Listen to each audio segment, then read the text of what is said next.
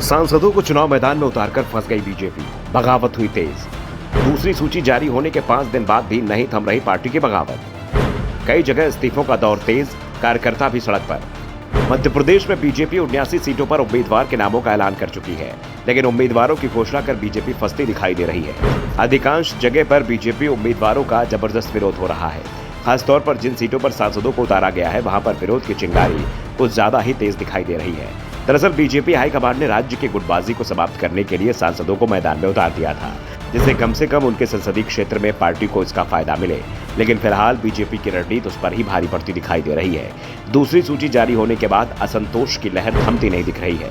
विधानसभा चुनाव में बीजेपी अब 3 केंद्रीय मंत्री, 4 सांसदों और 1 राष्ट्रीय महासचिव को चुनावी मैदान में उतार चुकी है और दावा किया जा रहा है कि पार्टी की चौथी सूची में 5 और सांसदों के नाम तय कर लिए गए हैं, जिन्हें चुनाव लड़ाना है। जिन सांसदों को पार्टी की ओर से टिकट दिया गया है, उनमें सीधी से सांसद रीति पाठक का सबसे ज्यादा विरोध दिखाई दे रहा है। यहां से 3 बार के बीजेपी सांसद केदारनाथ शुक्ला के तेवर से पार्टी घबराई दिखाई दे रही है। शुक्ला ने कहा कि सांसद को सीधी विधानसभा से क्यों उतारा जा रहा है, इसका जवाब क्षेत्र की जनता मांग रही है।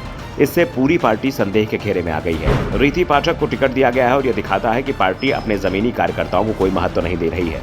मैं पिछले कुछ दिनों में 20,000 से अधिक लोगों से मिल चुका हूं और मैं जल्द ही अपनी योजनाओं की घोषणा करूंगा।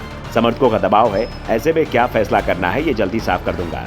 रीति पाठक के टिकट के विरोध में बीजेपी के सीधी पूर्व जिला अध्यक्ष राजेश मिश्रा ने भी पार्टी के तमाम पदों से इस्तीफा दे दिया, लेकिन उन्होंने ये जरूर साफ कर दिया कि वो पार्टी नहीं छोड़ रहे हैं।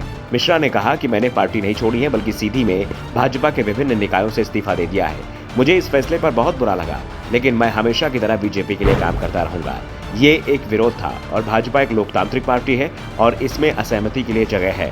भाजपा के पूर्व जिला उपाध्यक्ष रत्नाकर चतुर्वेदी ने विरोध में पार्टी छोड़ दी और निर्दलीय चुनाव लड़ने का ऐलान कर दिया है।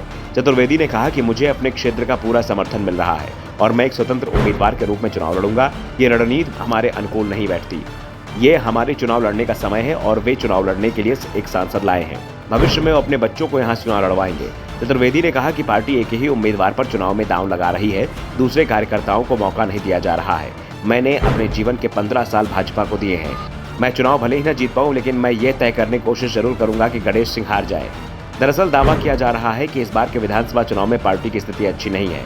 कार्यकर्ता उदास हैं, उसमें उत्साह नहीं दिख रहा है। तो जनता के बीच में परिवर्तन की लहर 2018 के मुकाबले इस बार कुछ ज्यादा ही दिखाई दे रही है। बस राहत भरी एक ही बात है कि शिवराज सिंह चौहान को लेकर जनता में गुस्सा नहीं है, पार्टी को लेकर भी गुस्सा नहीं है, लेकिन 20 साल से एक ही पार्टी के सत्ता में रहने का जो नुकसान होता है, वो जरूर बीजेपी को होता दिखाई दे रहा है। और इसी नुकसान को कम करने के लिए बीजेपी ने अपने सांसदों को चुनाव मैदान में उतार दिया है, लेकिन पार्टी का ये दांव भी काम करता नहीं दिख रहा है, क्योंकि इस दांव के चलते कई जगह बगावत हो गई है। Bureau report, the Navdarpan news.